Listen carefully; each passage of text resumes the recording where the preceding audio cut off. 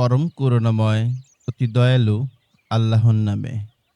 আর স্মরণ করো, যখন তোমরা একজনকে হত্যা করলে, অতঃপর সে ব্যাপারে একে অপরকে দোষারোপ করলে, আর আল্লাহ প্রকাশ করে দিলেন তোমরা যা গোপন করেছিলে। অতঃপর আমি বললাম, তোমরা তাকে আঘাত করো গাভীটির গোস্তের কিছু অংশ দিয়ে। এভাবে আল্লাহ জীবিত করেন মৃতদেরকে, আর তিনি তোমাদেরকে তার নিদর্শনসমূহ দেখান, যাতে তোমরা বুঝো। অতঃপর তোমাদের অন্তরসমূহ এরপরে কঠিন হয়ে গেল, যেন তা পাথরের মতো কিংবা তার চেয়েও শক্ত। আর নিশ্চয়ই পাথরের মধ্যে কিছু আছে যা থেকে নহর উচ্চারিত হয়, আর নিশ্চয়ই তার মধ্যে কিছু আছে যা চূর্ণ হয়, ফলে তা থেকে পানি বের হয়। আর নিশ্চয়ই তার মধ্যে কিছু আছে যা আল্লাহর ভয়ে ধসে পড়ে, আর আল্লাহ তোমরা যা করো সে সম্পর্কে গাফেল নন।